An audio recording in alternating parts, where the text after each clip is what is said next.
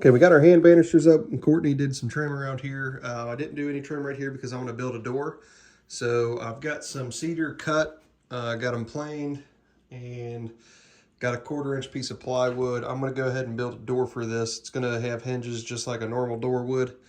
And it's going to look exactly like it's just going to be shaped funny. It's going to be smaller. So we're going to get started on that now, and we'll show you what it looks like when we're done.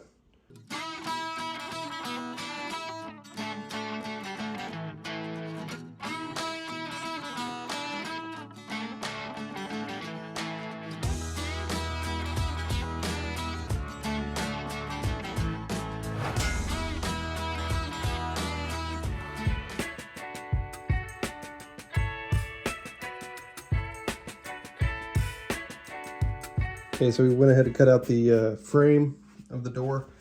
So we're gonna go ahead and install that now. If I can do this with one hand or not.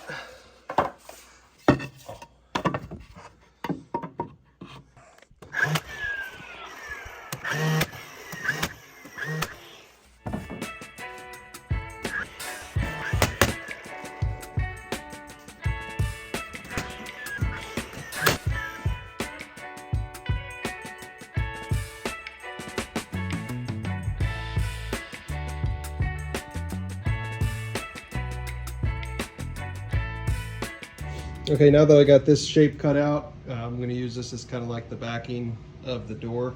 So I'm going to cut these cedar 1/2-inch boards and trim this out and make it look like an actual door. And then we'll put some hinges on it and put it up.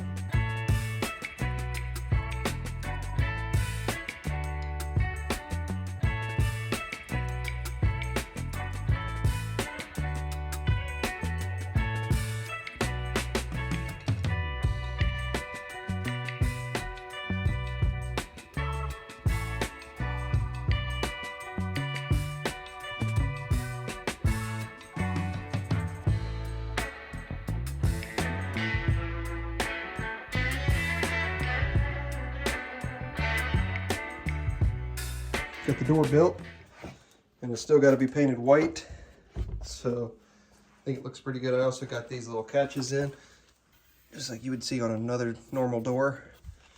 So I think it's going to fit pretty good. I'm going to go grab some hinges. I'm only going to put 2 hinges on it, and we're going to start putting those in place. Right here I'm using a wood chisel to chisel out the shape of the hinge so it can recess into the wood. These tools are inexpensive. I'll put a link in the description from Amazon where I got these. Also, you could use a router to recess these hinges as well, but that's a little bit more expensive. We'll put a link in the description for the hinges as well.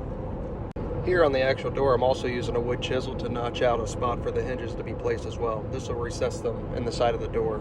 Now this isn't as wide as a normal door, which is like 1.5 inches, so there'll be a little bit of an overhang on the hinge, but you won't recognize it because it's going to be on the inside. Look at how cute the Hobbit door turned out. I absolutely love it.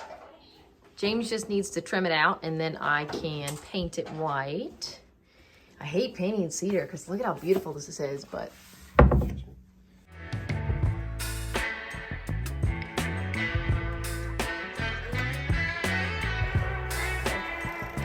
there it is open. And then, whoop.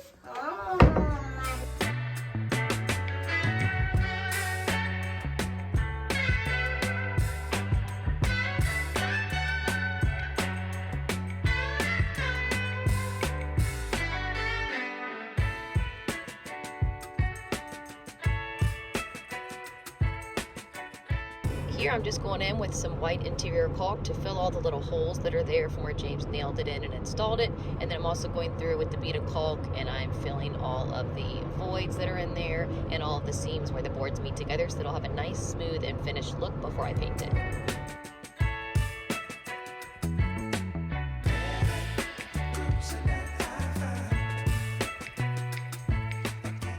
And it's done. Look at how perfect this door turned out.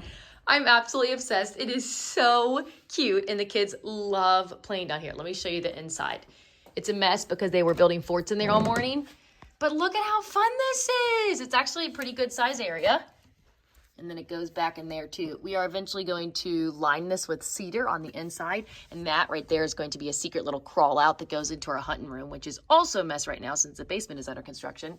But then otherwise everything else will be closed up, and I might also leave like a little window opening right there. But yeah, super fun. The boys also, since this little landing part of the steps isn't closed in, they'll put toys under there and things. It's so much fun. They love it. Looks so good.